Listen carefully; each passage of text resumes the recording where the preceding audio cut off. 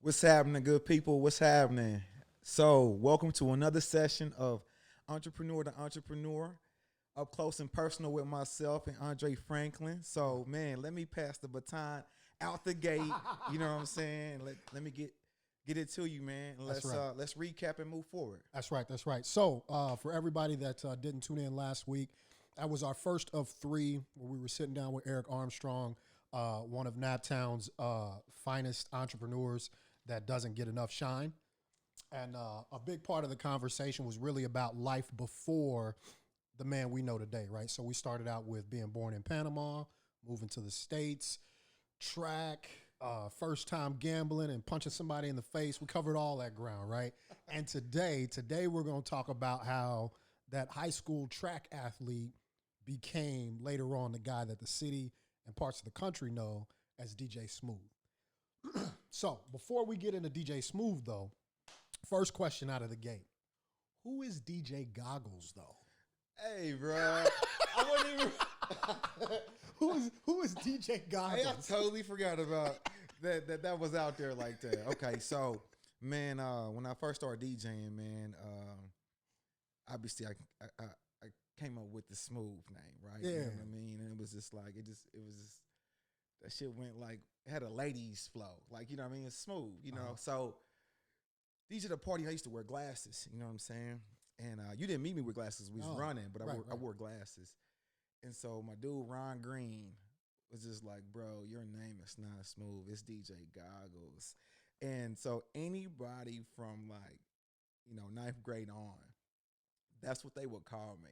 Yeah. You know what I mean? So it was just like an inside joke. They still respect the Smooth, but Okay. that's kind of like how that was like a little friend inside poke type of deal. You had to be in the clique to know. Okay. All right. All right. So that first party you told me about, you were at Mr. Jim's house, right? No, Jim provided the sound system. I was at JD's house. JD's house. That's it. That's with Jay. Yeah.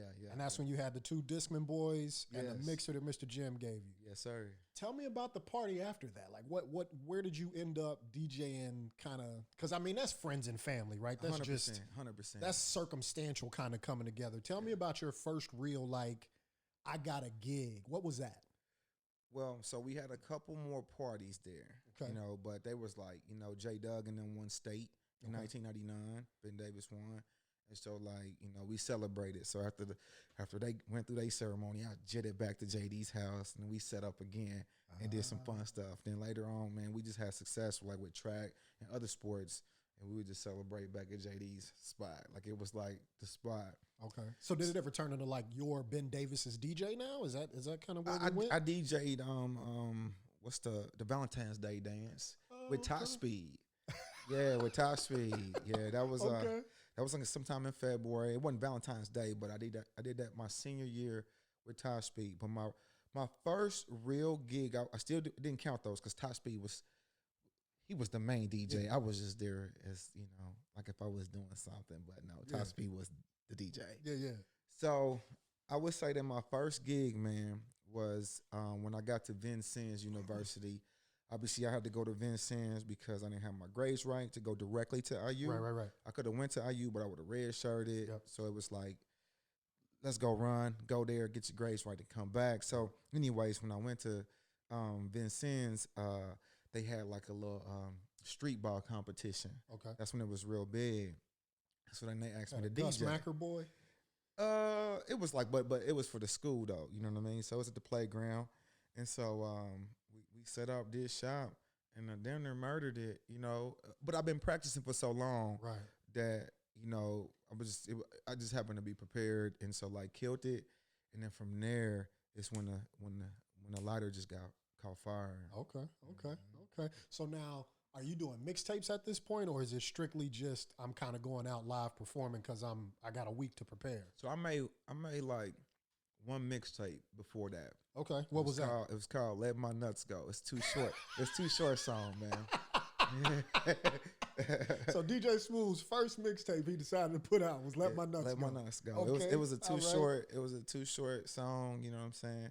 So it was cool. I did that like I remember that joint. It had a dude singing on it. yes, Yeah. yeah. Okay, So I okay. want to say that was like like 2000, 99, 2000, somewhere in between there, man. But yeah, so I didn't do nothing while I was in college, but I was prepping though. Yeah. I was prepping. You know what I mean? I was thinking of ideas. You know what I'm Okay. saying? So it was kind of that though. Okay. So not much DJing during college then, or was it like No. So what happened was after that gig, I started getting like gigs around campus. Yeah. You know what I'm saying? So then since up the street from Indiana State though, Yeah. so that's when like, you know what I mean, Kappas, Alphas and stuff Yeah. like that. Like everybody would shoot to Indiana ISU on Yeah. Friday, Saturday. Yeah, You know yeah, what I yeah. mean? So We was the HBCU in Indiana, if y'all didn't know. yeah. But like, so I had a couple Kappas up there. You know Yeah. what I'm saying? But that's when they got kicked off. Yeah. You know what I'm saying? They got kicked off. So like, Shouts out to me and the KA side, man. Crazy Hazy. and then so then the Alphas, you know what I'm saying, was doing some sets and stuff like that. Yep. And I got cool Shout out with to Zeta Row Deaf Chapter. and then we got cool. So I started doing a little stuff with them. Yeah. But what happened then is I came back home. You know, the school year was over. I got hurt in track. Okay. I pulled a groin. Mhm. I never been really like hurt. So I was really like depressed Trying to figure out what to do. because it was like an injury. It was like a lower abdomen, groin pull. And so like there's nothing you could do but rest. Yeah. And so I was depressed. So I really was like working on my routine now. Okay. So I'm going from like 70 BPMs to 100, you know, just trying to fit my records in between and make it do what it do. Yeah. So that's when I built my routine, and then came home and remember Midtown Music. Yep. You know what I mean? Mellow Mix was like, yo, the Alpha said they like you. And I was just like, well, you know what I mean? Like, he was like, come with me. You know what I mean? So like at this time, I want to say this is like 2001. Okay. And so I ended up going to IUPUI because obviously I had my kids. Yeah. You know what I'm saying? So You jumping way ahead, man. my bad. Let me go back. back Let me up go on back. Let me go back. But that was when Mellow Mix is an alpha. Okay. That's where the like, you know, the lighter fluid just got thrown on the ground and I just sprinted through. Okay. But go ahead though. Yeah, so I want to stay right there for a second, right? So you're doing the basketball tournament. You make some runs up at Indiana State. Talk to me about where did it go from there, right? Are you at IU every other weekend? You at Purdue? What are you doing? So I'm in Indiana State, like I would say like once a month. Yeah. You know what I mean? I'm dibbling, dabbling. I'm going to Ball State. I had my guy Jesse Avant. Yeah. And those guys, Corey Crompton. Yep. They was hiring me for gigs. I had my guys at IU. You know what I'm saying? I had the Sigmas at IU as well too. And then like IOTAS. IOTAS had a dope crib. So like the parties there was just insane. So like it was off campus. This is at IU? Mm-hmm. Okay. So then it's like me and Lathan, this little bitty ass Toyota Corolla. You know what I'm saying? And we got the speakers in the back, everything mounted up, and we just like trucking. It's a stick shift and shit, you know what I'm saying? So like it was good times, man, great memories. I made a lot of friendships. Yeah. You know what I'm saying? Like, but they was always trying to get me to join a frat. Yeah. I wouldn't do it though. Why not? I just felt like if I joined the frat, I'd be stuck. I'd be boxed in Into that particular organization. Yeah, and I didn't want that. You know what I'm saying? And I got my own opinion on it. I've never been one to be in large groups. Okay. You know what I'm saying? Why is that? I'm gonna feel like, you know, this is a personal opinion. This is no judgment on nobody in a frat. But I feel like a lot of people do that shit just because they can't stand alone. Mm. And so like for me, like I don't need that. You know what I'm saying? Yeah. To access women or nothing like that or other privileges. I just feel like I could present myself as a man and get the same respect. That's what's up. Yeah, but it's nothing against anybody in. Hey, look, I'm a member of Phi Beta Sigma Fraternity Incorporated, and I take nothing away from what you said. I'm not tripping out that. You know, people sensitive in 2020. Yeah, it is the year for that. It is the year for that. So you're DJing, getting gigs in other cities, going to different colleges, all that's going great. Talk to me about what's happening on the track front, right? Last we talked, you got hurt. So what's going on there? So like, it's just not healing. You know, then I try to come back, strained it some more. So I just dove deeper into depression. Yeah. Just really, so like, I wouldn't go outside. Lathan was my roommate. That's my best friend. Yeah. I'm one of my best friends. And so like, I wouldn't even like, Lathan was always partying in the mix. I was just in there practicing just because I was really like shitty. You know what I'm saying? And it was like, I just felt like I was losing because I wasn't getting faster. I wasn't training. I'm not getting stronger. I can't lift like I want to. I'm limited. And so my outlet was just like focusing in. And so like after class, I literally be like practicing it, and Lathan come in and be like, "Well, you been here all day?" Yeah, I'm doing my thing. And so that's what's going on. Okay, so now let's fill in some gaps here, right? So Lathan, did he go to Vincennes with you? Yeah, he did. Okay, so y'all down at Vincennes together while this is going on. Yeah. Okay, We was RAs our freshman year, bro. It was How the real hell wild. did But you you do know, that? it was a 2-year college back then. Oh, okay, right, It was right, a junior, right. you know what I'm Okay. saying? So Yeah, we applied for that. We was trying to get all that cheese back. I dig it. Okay, so you and Lathan, and it's weird because I know of Lathan just from our track days, right? So like I can put faces with the names. So you and Lathan are down there. You're DJing more, still going to class. End of, how long were you there? One full year? 1 year. 1 1 year. year. I was in and out. So tell me, at the end of the 1 year, what are your grades looking like? Because the whole point in going there was to get to IU. Right. So I left there with a 3.5. Okay. And then so like now I'm seeing, And that's a 3.5 on a 4.0 scale, just so y'all. Yeah, Okay. no I don't doubt. want nobody try to play you. And so like I was like excited, like okay, let me go to IU, but I had a little bit of doubt because I wasn't progressing. I wasn't on the weights. I'm not running, so I'm not getting that. Yeah. You know, I wasn't getting stronger, and I'm fairly short. I'm 5'7". You know what I'm saying? So I was just like, man. And guys running my races are 6'1" to 6'4". Yeah.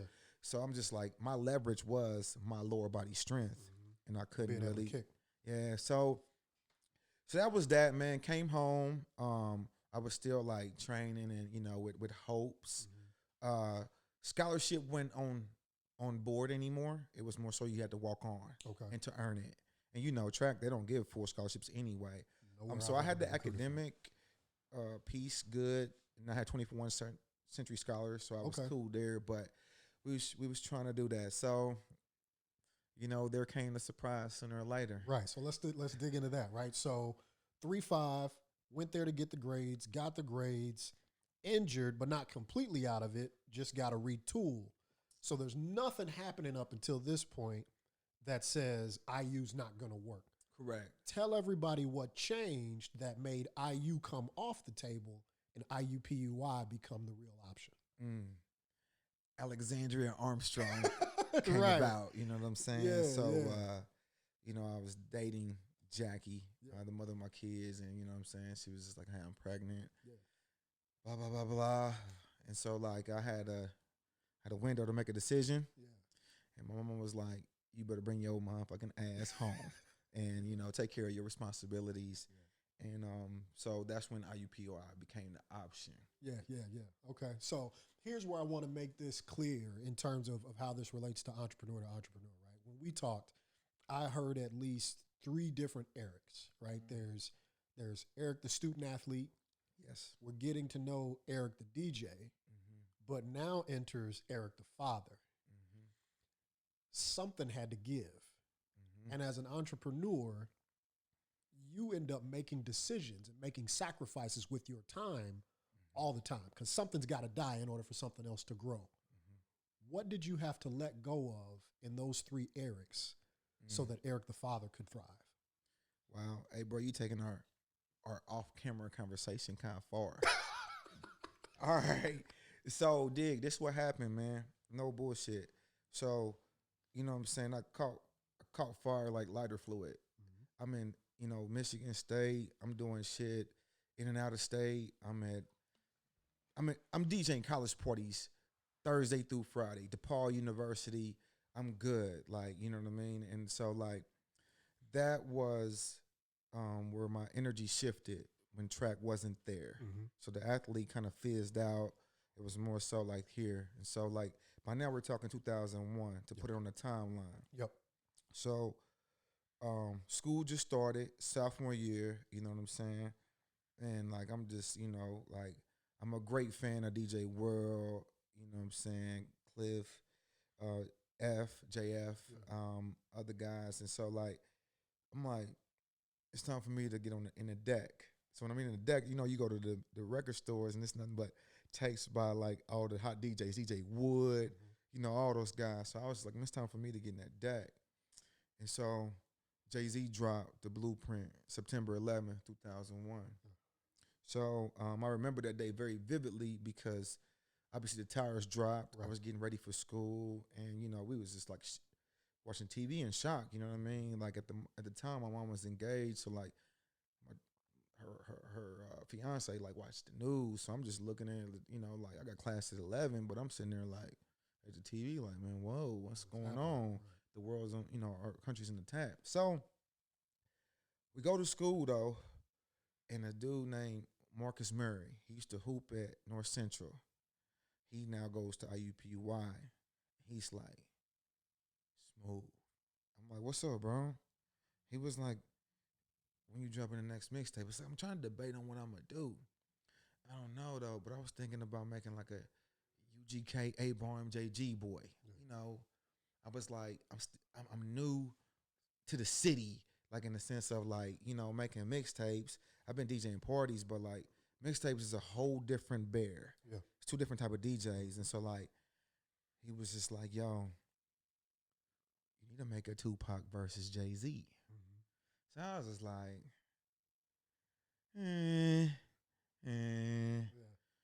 so like I'm listening to Jigga, he got the girls, you know what I'm saying? Then he got like the Jovito on that, like he got a bunch of tracks on there. But I wasn't really like on that type of Hove. I was on that Reasonable Doubt in my lifetime Hove, you know what I'm saying? So Pac still had music coming out at that time. Although he died in like 97, he still had music coming out. So he had an album drop the next week. It was, and it had like stuff like the Rich Nigga Blues, all kind of just, it was just super dope shit. But so I made the Tupac Jay-Z mix. So I had like a little job at, it was by the airport. It was called like Greenleaf. Me and Lathan worked there. Lawn care company? No, that's different. It was like it was a extended company that used to work with the airport, and we used to catch bugs, believe it or not, for $18 an hour. There's a certain type of bug that couldn't get on the airplane because of the destination of the plane. It would harm the crops in the area. So we had to like literally catch bugs. It was crazy. So man, long story short, man, I dropped the Tupac versus Jay-Z, man. I made probably about $10,000 in 2 weeks, and life changed in the sense of the trajectory that it was taking. It was just like. So pause right there. Right? Yeah. What we have to talk about in context is Facebook hadn't really taken off yet. No. Instagram didn't exist. You might have had a MySpace and a Black Planet Boy. So you didn't even have those, right? So how does Smooth sell $10,000 worth of merchandise in 2 weeks? That shit was hitting, bro. So your talent sold yourself back then. Yeah. It wasn't about cute pictures. It wasn't about popularity. It's about skill. Yeah. You know what I'm saying? So I was blessed, and I dropped a classic, low key. To this day, people be like, on the comments, you're gonna see that people are gonna say like, the Tupac Jay-Z mix, one of the greatest mixes ever dropped in Naptown. Oh, okay. You know what I mean? I ain't saying that yet, but as soon as that, I'll let you know. Yeah, no doubt. Like, so that shit got to smoking. I had a job, I quit that shit. like it was just like pointless.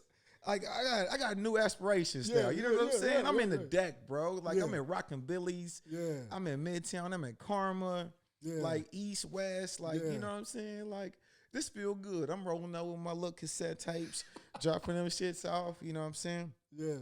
So then I'm gonna give you an even better one. We all know, like around here, we fuck with 40. We fuck with A-Bar.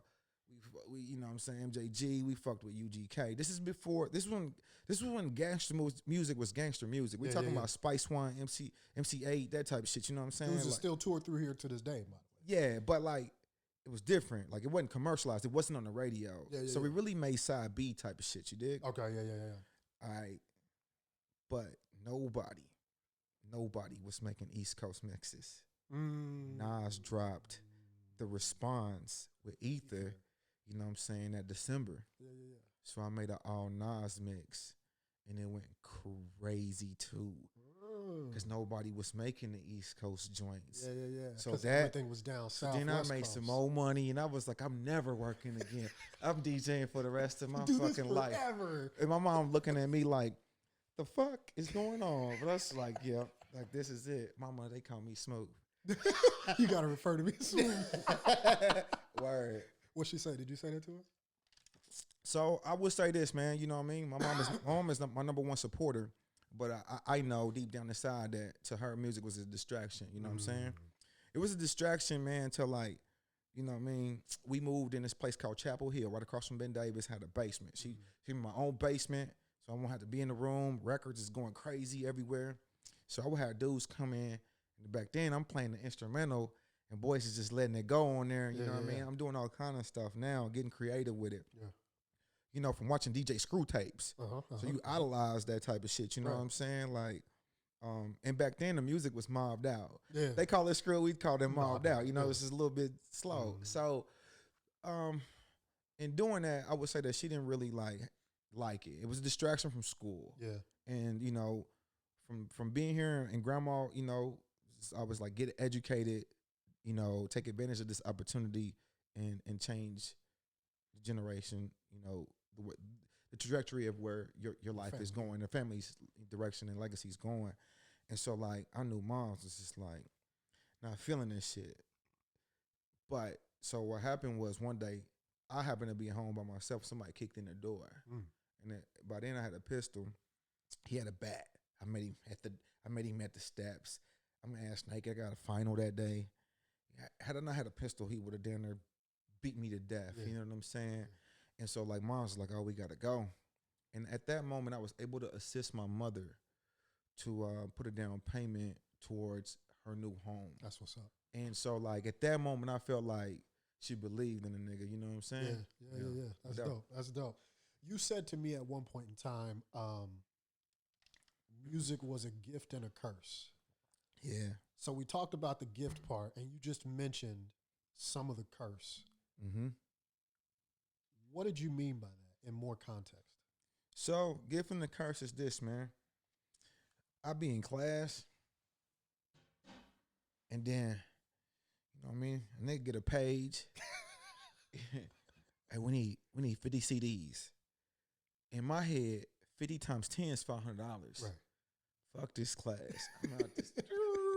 You know what I'm saying? So I go get that. You know what I'm saying? And so like by now, man, I done dropped like 3 mixtapes. And back then, music used to last a year. I don't know if you remember that. Yeah. People used to drop 1 album a year and it last the whole year. Yeah. Like you bumping that whole Pac album the whole year. Right. You bumping that whole like Jovito the whole year. Yeah. So like I dropped Jigga versus Pac September. I dropped Nas. Then I dropped one called that's when Mr. Biggs came out. Okay. You know what I'm saying? Yeah. Mr. Biggs in this motherfucker. Show talking about these hoes. Yeah. So I dropped one. Classic. Yeah, so I was just like, I dropped one called About These Hoes. So then I had Dolphin Willie on that thing. You remember Dolphin Willie, man? No Limit. Yeah. So like, he was just like, man, this is Rookie of the Year. So I was like, bro, we got to get you at the lab, bro. We need that on tape. You know what I'm saying? So we get him in the lab. We got the Rookie of the Year thing going, and we going. And I say all that to say, like now I'm starting to drop like every 2 to 3 months. Mm-hmm. I'm watching guys like Paul Bunyan, JF. I'm studying them. DJ Don. What? Give me a year. Where are we at? 2002. Okay. All right. Yeah, 2002. Like, and so like now though, child number 2 came. Yeah, that's where I was going. Okay. Now child number 2 came. Yeah. So like she's not here yet. Yeah. But she's conceived. Yeah. And so you know, but I'm going, and now like I just see that I'm just catching. I'm burning the house down. I ain't even lighter fluid no more. I'm burning the house down. So, because you're doing clubs too by now, right? So man, so Garth Adams. I don't know if you remember that name. Garth Adams, old school OG man. He used to be the director at Radio 1. Okay. So he had me, man, at the Barrett's, bro. That was like that was like my first gig, the Barrett's in the club. I was like 20. Man, you know, I'm in here playing this young shit. Yeah. Them old folks looking at me like, what this little dude doing? You know what I mean? I'm on there trying to put them on that Master P and shit. And they not hearing that, bro. I'm like, this No Limit hard. Yeah. They like, nah, really. We need Gap Band. We need Isleys. We need Maze in here. Yeah, SOS. You know, like, man, what you doing, Garth? You know what I'm saying? So, like, that was like, that's when I was like, oh. There's more to it. Yeah. And so, like, you know, that's when I got the crate dig in. Uh-huh. You know what I mean? I just had to expand my library because I realized how short I was. Yeah. You know what I'm saying? Although young, I just was just, but I've been around the music though. Exactly. You know what I'm saying? So it was just like, oh, I know where to tap in. Yeah. I just didn't have it on vinyl. Right. You know what I mean? So, so we forgot about that, right? Because we got to make this clarification. When you talk about DJing in the era that you're talking about DJing, we talking about turntables and vinyl records. We're not talking about controllers. Yeah, there ain't no computers available right now. Yeah. It's all skill set. It's all about your ears and your hand. Yeah. And are we talking CDJs yet? Are you not even talking CDJs. Yeah. We still turntables. Yeah. So CDJs came around like 2004. Okay. All right. Yeah. So this no, I'll take it back. 2003. Okay. Yeah. But I mean, we go to the record store and buying 2 vinyl singles, right? But what you had in 2002 was like the Dual Boy. I don't know if you remember the CDJ. It was like, it wasn't even a CDJ. It was a dual CD player, and it had like a wheel, a jog wheel. Oh boy, this is before your time. Yeah. See, I'm a new DJ. That does turntables, but but nah. So no, I had the dual Denon. That's what it's called. The dual Denon. Okay. Yeah. So and then I had the 2 turntables. So I was still messing with the CDs because I couldn't get every Pac record. Okay. Yeah. I couldn't get every Pac record. Yeah. So I had the CDs going with that, but I could control the CDs pitch and shit like that. Okay. So it was pretty dope, you know what I'm saying? So yeah. Okay. All right. So moving forward, right? Let's not move too forward. Alyssa was born in 2003. That's where I'm going. That's where I'm going, right? So we got the success coming off the music. DJ Smooth, aka DJ Goggles, is becoming a well-known, reputable name. Bro, why are you doing this to me? I'm just trying to make sure that people got context, man. It's all about context. That's that bullshit. Cool. But no. So talk to us, right? Like Alyssa comes next. What's going through your mind now? Man, so Alyssa, you know what I mean? That was like one of them where like I'm on the way out of the relationship and it happened. Yeah. And it happened, man. You know, so like, you know, without doubt it was my responsibility, and you know what I mean? So we were cool. We were good, but like I understood she wanted a family. Speaking of the mother of my kids, and I just wasn't there. Okay. I wasn't there. Don't get me wrong. I'm gonna be a father. I'm a man. You know what I mean? And I pride myself in that even today. You know what I mean? Like without doubt. But it was just one of those situations to where like, you know, like I literally thought it to myself, like if I stay here, I'm gonna have like 6, 7 kids. I'm cool. So she wanted a big family. Yeah, she made it be known. You know what I'm saying? But it was just like, you know, we had a disconnection somehow, some way. You know what I mean? Yeah. Like nothing negative. And I just realized it wasn't what I wanted. And so like, you know, like I still took care of my children. But now, 2003, I am a junior. I am what I would say a professional DJ. I'm 21 now. So I'm in a nightclub. Right now I'm at the Ice Lounge downtown. Okay, yeah. I'm at the Ice Lounge downtown. I'm opening up for JF at the Mecca. Okay. For JF and Paul Bunyan. Legends, man. I ain't heard some of these names in a minute. Yeah. And so like, and then I'm making mixtapes. So now I'm moving. Yeah. 2003, bro. That's R. Kelly got locked up like a couple months before, and I dropped a key sweat R. Kelly. Like, hey, bro, I was in charge of the second baby boomers. You know what I'm saying? Like real shit. So like, hey man, he's out there putting baby. That R. Kelly key sweat was retarded. So you still got any of these? Yes, sir. Okay. I keep all masters. You know what I mean? I keep all masters. Excellent. So like, Alyssa was born, and I'll be honest with you, I didn't intend for that.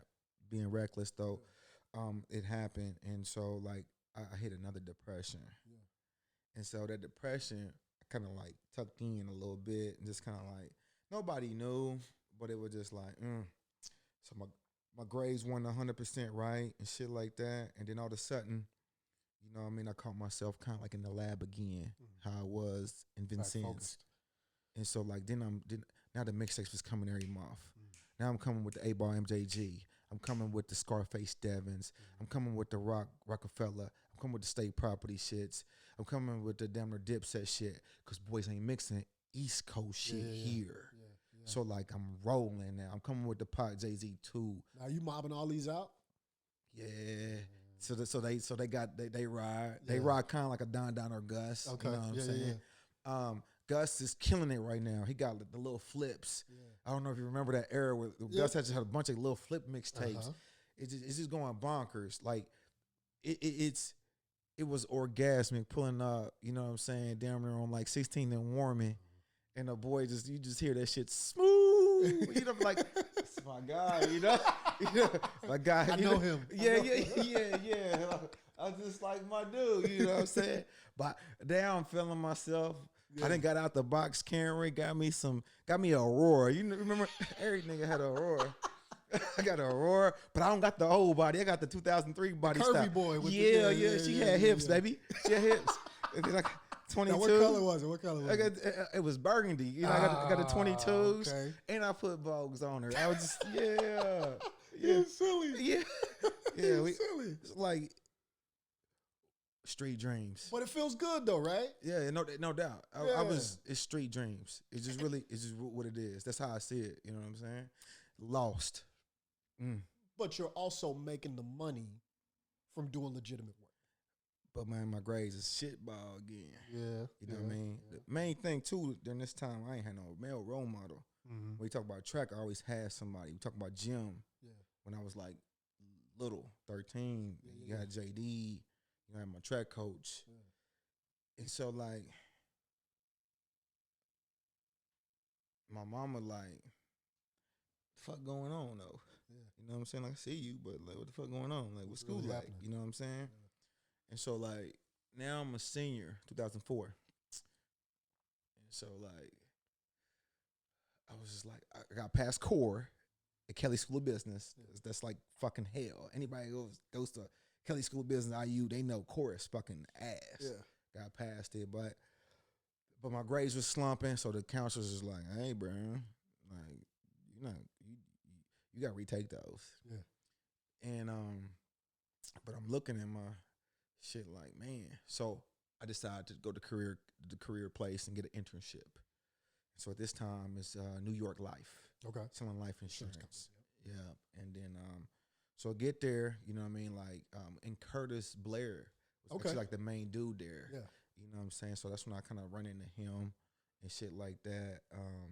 Had a little job at Best Buy. I was a supervisor, part-time. I was just like trying to get insurance. Wait. I was trying to get insurance. This is the same Best Buy you jumped in the trunk of the Viper?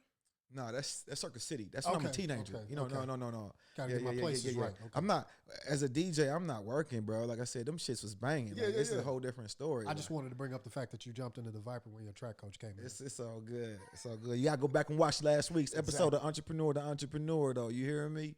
All right. So now I got the internship, and then, you know what I'm saying, they're teaching me the basics of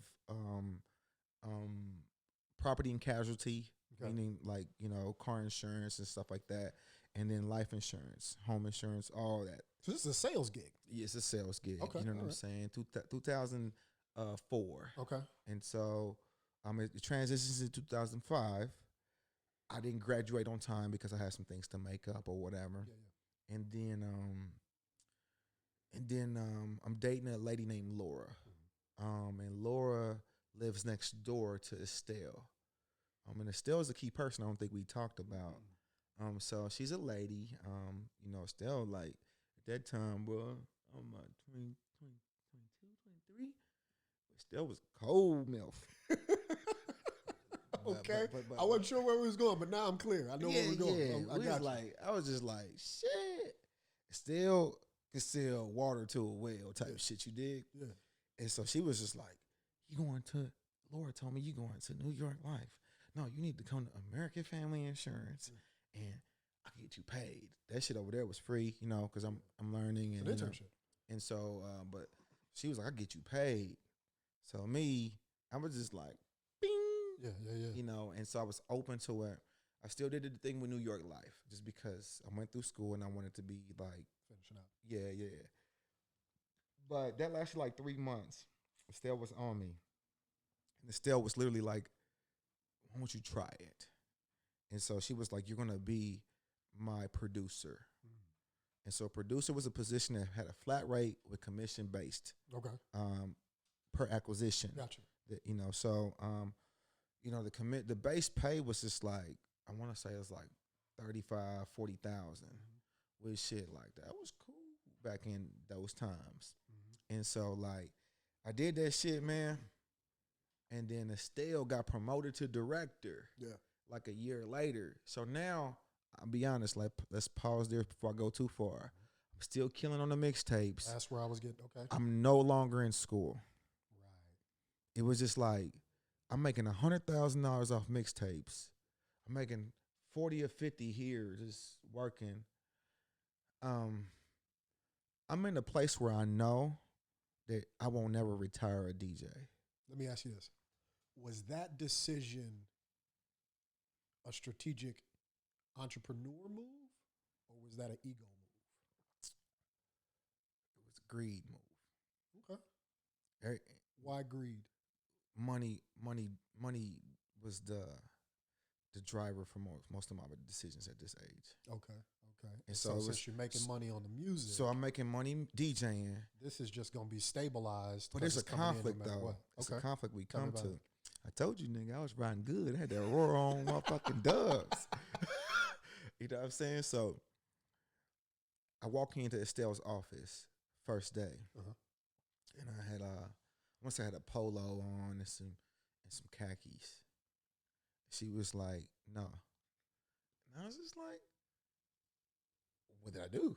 Like, you know, like I was just open. You know, I'm listening. I'm open ears. There's no ego when I went into the insurance office because I just knew this is a different game. Gotcha.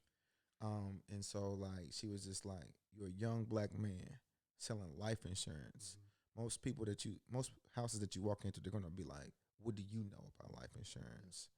And so she's like, you're gonna have a harder sell. So you need to wear a suit and tie every day. You need to dress apart.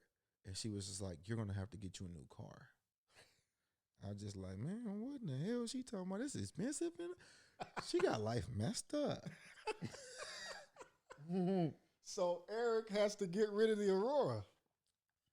Man, so by now we're talking 2006. Okay. You know what I'm saying? So like now I'm at the Savoy, bro. I don't know what you know about that. Yeah. Savoy is Indianapolis' greatest nightclub of all time. Some people might argue Piccadilly's, but I'm playing. I'm completely playing. Bro. You know what I'm saying? It be people sitting outside looking at the white room like, can I get in? Like that was real deal. It was just like I would purchase dress clothes to go to DJ. Because it was just like that fly in there. You know what I'm saying? You had you had Bob Sanders, Reggie. Like it was just like real shit. Like you had the Phantoms, you had the Rolls Royce. The Phantoms weren't even out yet. Like, you know what I mean? It was just that type of vibe. You know what I'm saying? It was VIP, it was exclusive, it was classy. You know what I'm saying? It was nice. Beautiful black women everywhere. You know what I mean? And so like it was like every Friday and Saturday. And so like F and Norman, which is Reed, Mellow Mix, were the main DJs. So there's 3 DJs. There's the fireplace room where we were at. It's like R&B and shit, and that taught me how to really DJ. And then you had the white room with JF and Paul. You had like Freddie Fresh. You had Kenny Kicks, and those guys were in the main room, which was more like old school. They was broadcasting live from TOC, you know, shit like that. So my room was like the duck off R&B boy. But that's where I really learned how to DJ. Because back then I was like trapped out. I was just like, this is where it's at.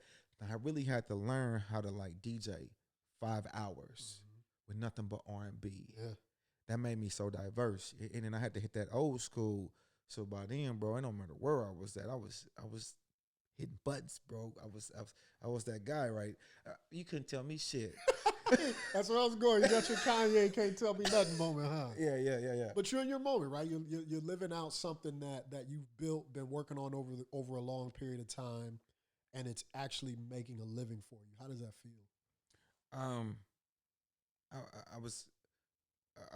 was in a good place. I could provide as a father. I I had a lady at the moment, and it was cool. We had a home. Everything. Hey, bro. Yeah. I was swinging, bro. I was like Mike Tyson, you know what I mean? And so that's just the DJ side. Tell us how is insurance going, right? I'm killing. So Estelle leaves, becomes a director. Don Culberson comes in the 2005. Then he takes over, and man, no lie, like literally like in I want to say like 38 months, he was agent of the month. Like work directly for him? Yeah. I was his producer now because Estelle left. Yeah. So he was agent of the month, like out of 38 months, he was like agent of the month like 15 times. Oh wow. And so like I was responsible for 50% of his production. Oh wow. Yeah. So like he taught me the game. So what's this like 05, 07?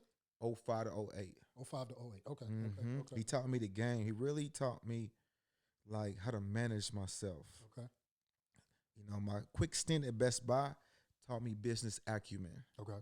You know, the structure, like, you know, how to really empower salesmen, how to really teach, how to really like critique, but be, what's the word for it? There's a critique that breaks you down. Yeah. But then there's positive criticism. Constructive criticism. That's the best word. It taught me how to really, you know, develop individuals. Gotcha. Okay. And so in doing that though, like that's where, you know, I think that's a skill set I learned. But then being in American Family Insurance, it gave me a freedom. Because insurance, you're going out meeting people. You're building relationships. And I think that in American Family Insurance, Don really taught me how to work a room. How to walk into somewhere where you don't know nobody. And you can walk out and have 10 friends. And so how much of that do you think played into your success in the insurance game? Man, every bit of it. Like he put me on. He put my boots on. Okay. So now you're having success in the DJ game, having success in the insurance business. What happens in 2008? Man, so we didn't know what the hell was going on. Right. But the recession was really happening. Yeah. Like, I was young, so I was like catering to people my age that were like 26, 27, maybe 30 to 25 that were buying homes, cars, having children. And obviously I'm like, you know, marketing towards you because you have a child, you need life insurance. You got a new house, you need... Get life insurance, by the way. Man, hey, so pause real quick. So a lot of people talk about generational wealth and how to build it. Everybody talk about, man, I want this many houses. I want to invest in stocks. I want to do this. I want to do that so that I can pass it on for my legacy. You know what I'm saying? I need to stop and let people know that building generational wealth, that's the hard way to do it.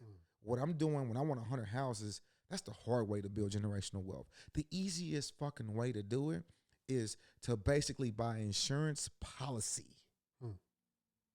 Worth whatever. Because that allows you to make sure the one thing that's going to happen in life is this. You're going to pay taxes and you're going to die. So out the gate, if you're going to pass away, that's your job is done. Yeah. We're 40. So if we get this shit at 70, if we die before 70, they good. Yeah. And we don't die before 70 though, bro. Hey, bro, you gonna take this shit, this little shit I got. but that's it though. Yeah. Some people overthink it. Yeah. Buy a fucking insurance policy and the shit could cost you $60, $70 a month, but it's okay. Yeah. Because you're gonna let your children just live on. Right. And you don't have to live for your children anymore. Yeah. You can live for yourself. Hey, bro, you ain't got to sell me insurance. I got it. And you don't sell insurance no more, so we got to get back to what we're doing, right? Y'all see the salesman came out. Hey, but man, no, facts just, though. I just had to drop there real quick. But no, for real. People get life insurance if you don't have life insurance. He said, I ain't got to sell it. Boy, you a motherfucker, boy. So 2008 hits. And you make an interesting point, right? Because by 2007, quick segue, I've been to Iraq. I'm back from Iraq. I graduate from college, get married, and I'm working my first job. My first job is in IT. I'm working on old finance systems that have been around since the 60s as a computer programmer. The reason I say this is because everybody talks about the housing crisis. What nobody talks about is the student loan crisis and the credit crisis that preceded that, right? So I'm seeing it happen firsthand going to work every day. And we're talking about the company might go private. They brought back the old president because the new president wasn't working out of the company. But it wasn't even his fault. It didn't matter. It didn't. You know how I go, right? So all this is happening, and I'm brand new, fresh college graduate. I didn't know what was going on, but looking back on it, it made so much more sense to me that what was happening in the student loan market, what was happening in the credit card market, all of that debt, plus what later became the housing crisis shortly thereafter, changed everything for us. So talk about how that changed everything for you. Man, so people weren't buying houses. Yeah. People weren't buying cars. People was going upside down. Bankruptcy was like left and right. Yeah. And so like we seen our policy count go from like 80 a month to more like 35 to 25. Oh, wow. And so like, you know, I'm struggling. I'm bringing him 30, 25, 30 policies a month. And now like I'm not doing that. So I'm like self-conscious, but I'm not aware of the economy. I don't watch CNN. I'm still on like, what's wrong? Yeah, I'm blind. I'm not paying attention. So are you thinking it's you at this point? Yes, I'm thinking I'm not performing. Okay. I think that he thought that too, though, until we realized what really was the deal. Yeah. Because like this is like that summer. I'm like, man, hold on, man. I'm that dude, and it's just like, man. And the car dealership is like, man, it's just slow. Yeah. Everybody's like, it's just slow. It's just, you know, whatever. It's gonna rebound. Yeah. That optimistic flow, you know what I mean? But it wasn't really that. Yeah. So here comes December. I'm sorry. I'm so sorry. Here comes like September, and American Family's like, hey, our producer program is no longer going to graduate you into becoming an agent. Yeah. It's a stepping stone to becoming an agent. Yeah. Now, I understand I stopped school, DJing, you know what I mean? It's going. This is now like 2008. Yeah. This is what happens in 2008 to the music. The MP3 comes out. Soretto comes out. So there's no need for more records. It's literally all these digital MP3 files. People have recorders, so they're bootlegging our mixes. You know what I'm saying? So like when you used to sell, you know, 3,000 units, you know what I'm saying, for $10, like, you know, make 30 grand off a mix, you're now selling like 300 units. You know what I'm saying? And so like huge hits. The DJs is like trying to figure this shit out. This shit is just like club DJs is winning. We no longer got to carry 100 crates to the motherfucking party. Right. But mixtape DJs is like, yo, they dumbing our art. Yeah. It's an art. That blend is an art. Yeah. It's a skill set that it's a production. Yeah. You know what I'm saying? On like the fly. Yeah, real shit. But some of us used to use the 4-track though, you know what I mean? Sure. To make the music talk and do what we do. But it was just like, we was like, what the fuck? So then that's that side. Then over here, I'm just like not really understanding, you know what I'm saying? Yeah. And so we get to a stage where they said they cutting the program off. It's like a month later. Yeah. And so like, you know what I mean? I'm like, oh. And I'm living at the pace that I'm earning. Yeah. So I'm spending. As much as you're getting it. Yeah, because it's that easy.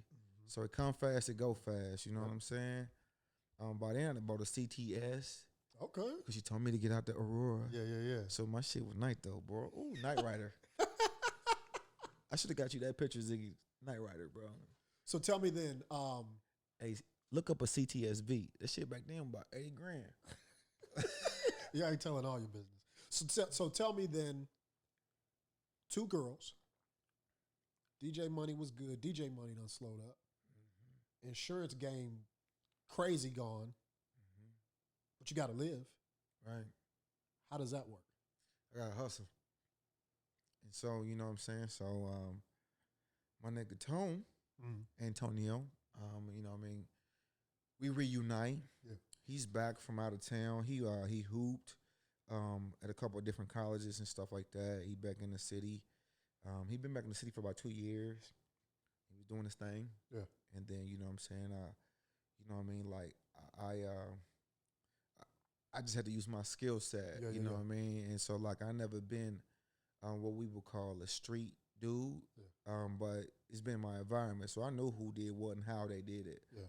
But that wasn't me. Right. So, but I think I was just like, you know, I was smart enough to really do what I needed to do. So I make calls, and you know, so I'm just like, yo, like, you know what I mean, like put me on. Yeah. And so, at this moment, when they told me that I no longer was, Producer program. Yeah, it was one of those things to where like, yo, like let me go private. So I was about to sell private insurance. Yeah. I was going to go private by myself, but I was running out of money because I was spending everything the way I was making it. Yeah. I wasn't really saving. And so they put me on, you know what I'm saying? So what I mean by that, just to be transparent, I'm getting 10 pounds of weed. I get rid of them in like, you know what I mean, a couple of hours. Yeah. You know, I return my money. So I was getting consignment. And so like, you know, like it just happened. And in 2-3 months span, now I'm getting 50 to 100 pounds. And I'm moving them in 3-4 days max. Mm-hmm. So the problem was, I grew up with both guys, you know, so Antonio had a guy, I had a guy. But those guys clashed in the past outside of us. They both knew, like, you know, how we was getting down. And then, like, there came an opportunity, it was a drought during that time. And the guy on the right didn't have nothing, nor did his lieutenants. My guy on the left was on fire. And so one of his lieutenants approached me October 27th, Monday Night Football. Cloud9 was like, yo, I heard you on. And I was just like, man, I don't got nothing. But, you know, so I got one. So, like, if you like it, I could get more. He's like, show it to me tomorrow. So that was Tuesday. So I still was working for the insurance agency. I was fulfilling my duty. Mm-hmm. It was like, damn near like the last few days. So I had a suit on, and then I pull up to a barbershop on Lafayette Road, 34th from Lafayette Road, across from the Spanish like grocery store. Mm-hmm. You know what I'm saying? So where I park, you know what I mean? I come in, so then he pulls up, they park behind me. I don't feel comfortable. You know what I'm saying? So I like put my strap on in the middle. And so before you know it, dude gets in the car and is like, let me see it, you know what I mean? Like, let me see what it look like. I show him, so when I show him, I turn around, I had a pistol to my left. Mm. You know what I'm saying? So it's the other connect. Mm. You know what I'm saying? So I'm just like, what the fuck going on? Like, what do you want, dude? And he was just like, yo, you trying to sell to my lieutenant. So the lieutenant made it look like I was like coming for him. Mm. So that angered him. But he set it up to look like that. Yeah. So then I'm just like, couldn't do nothing.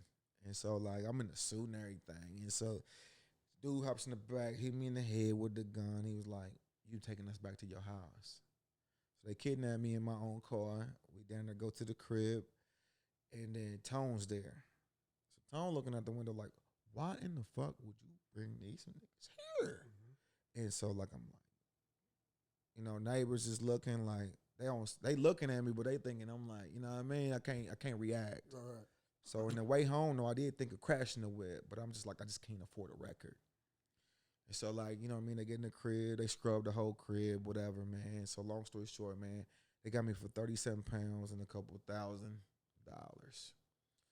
so like, that's when life changed. Yeah. That was the worst day of my life and the best day of my life. So that brings us full circle to what you said earlier, right? Music being a gift and a curse. Mm-hmm. Right? So now, not only are you out of work in the insurance game, work slowed up in the music game, and then the way you were trying to offset that puts you even deeper in the hole with some people you don't really want to be in the hole with. No doubt. Once you get out of the situation, you're no longer kidnapped. Where do you go? You can't feel safe at home. They took the shit, man. You know what I'm saying? They took my phones. I had a couple phones. Tone didn't know how to act. You know what I mean? Like he's just like, what the fuck? Like he just couldn't believe it. You know what I mean? Like anybody can set you up like your fucking plug. You know, it was awkward. But they had beef. My plug versus his plug. So he really wasn't coming for me. He was paying him back for some shit that happened outside of us.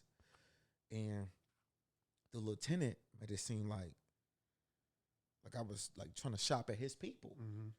So I got it. The lieutenant was really mad because we was moving quicker and we was getting a lot more than what he was. So Tone moved out. And he had a girlfriend in South Carolina. He moved out with her, either South Carolina or North Carolina. I was shitty. Look, just because, like, you know what I mean? Like, we broke bread together. So, like, nigga, like, we gotta make up together. That's how I looked at it. You know, so I had a little animosity about it. But, you know what I'm saying? So, like, things happen. I had just broken up with Laura. Laura hits me like, what the fuck? Like, this is definitely never coming back. Like, and I'm just like, it ain't what it is. But I never really talked to people about that. You know what I'm saying? Like you said, you secretive, then I'm up. Ain't nothing secretive. I'm just fucking private, bro. You know what I'm old school. You know if what it I mean? make you feel better, yeah, we you know use what that. I mean? Like, we ain't from this new school where motherfucking gangsters dance. Like, we chill, bro. We don't be talking like that. Yeah. And so, like, it just wasn't something I really talked about. It wasn't nothing to talk about. It was just, I just need to make a couple moves to do what I needed to get done to get back on top. Yeah. So she was disappointed because I never shared. And that was my best friend at the time. And so then Tone left. So I'm just like, man, this nigga left. Like, I got a lot of animosity. But the truth is, though, you know what I'm saying? JF called me, DJ JF. And he was like, yo, you all right? I was like, I don't even know what the fucking think. I'm numb, nigga. He was just like, well, shit, bro. Me and Duck was at it. And he was just like, yo, I talked to Duck about this shit. I told Duck to hit you up. And he was like, me and JF weren't really best friends no more for some reason. You know what I mean? It was just some shit happened. You know what I mean? Like, I know what happened. So me and my dudes, our clique, like my best friends, is called Niggas That Are Athletes, Sexy, and Talented and Young. Nasty Boy Entertainment. Hey, that's my company name. So JF company is Nasty Entertainment. But my shit's Nasty Boy Entertainment. So he felt like I was copying him too much. Yeah. But the truth is that was just like our little thing from high school. Yeah. And so like that kind of came between me and F a little bit. Yeah. But the fact that F put that to the side and called me, it was like, yo, B, like, you need anything? You good? And I was just like, I'm good. You know what I'm saying? I had probably like a couple hundred somewhere. And he's like, if you need anything, call me. You know what I mean? Like, I hadn't had a male figure really like. In a minute. Yeah. And so, like, I was like, oh, you know what I mean? Like, thank you. Yeah. Doug called, you know what I mean? Like, we was cool. We talked, but I really wasn't. I didn't know how to act. So, long story short, man, got the caddy. They can afford the payments on it. Yeah. I had to move out. I got evicted. And then, you know what I'm saying? Like, I had to tell my mom. So I was gone for about, you know what I mean? Like, about a week or two. I just wasn't talking to nobody. I was disappointed in myself. I disappointed. Everybody looked up to me. Like, it just, like, shit. I had to face it. Yeah. So then I had to go to work and DJ at the Six Lounge. And so, like, you know what I mean? Like, I had to talk to the ownership. It was just like, yo, B, like, check it out. My nigga's gonna be at the door every day. And ain't nothing gonna happen in here. But, you know what I mean? So, like, let me reassure you. So, this is what happened, man. When I got robbed, the plug came with his plug, and the Mexicanos came. They could have killed me. So, this is a life-changing moment for me, man. The plug looked at me and was like, y'all don't need to hurt him. He's probably the smartest man and the ultimate hustler. He could sell anything. Give him 6 months. So I was just like, the fuck? I was confused. But that really was like the life changing moment. He seen shit in me that I ain't seeing myself. Yeah.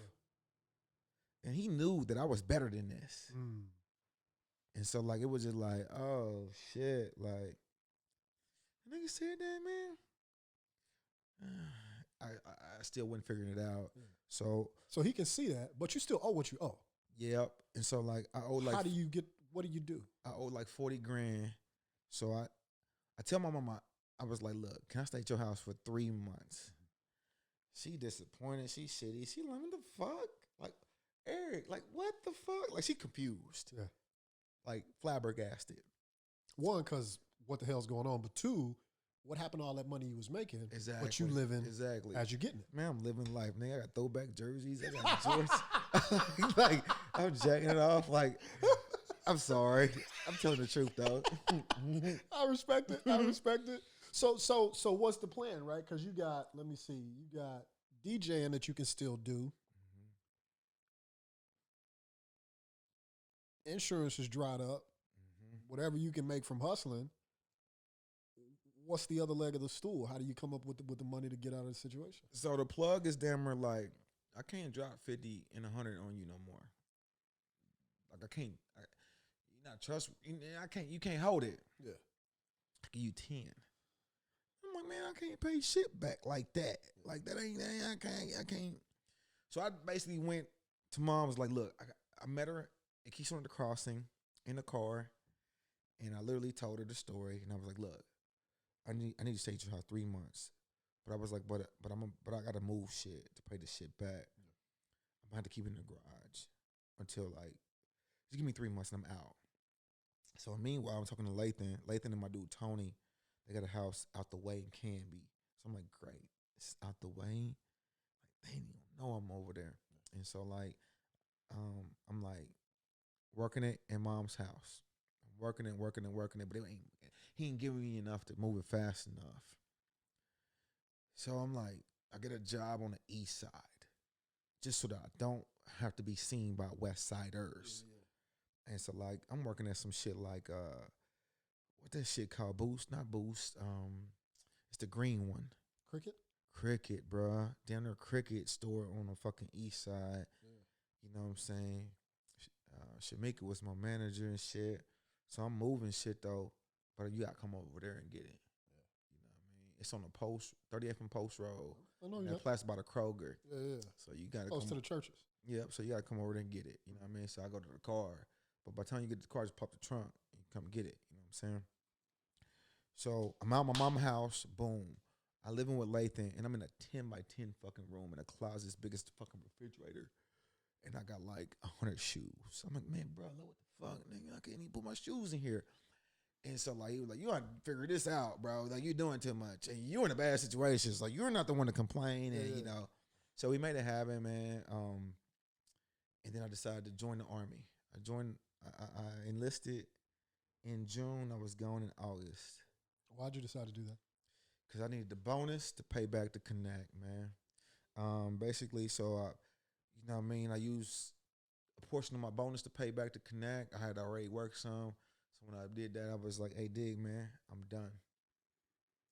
And that's when I turned the leaf. 2000, I enlisted, but I left August 28, 2009. And that's where I want to stop for today. I don't want us to go any further, but to close out, I want to ask you a couple of questions. Because this really closes out the DJ Smooth segment, because now from here we can get into Eric the Entrepreneur.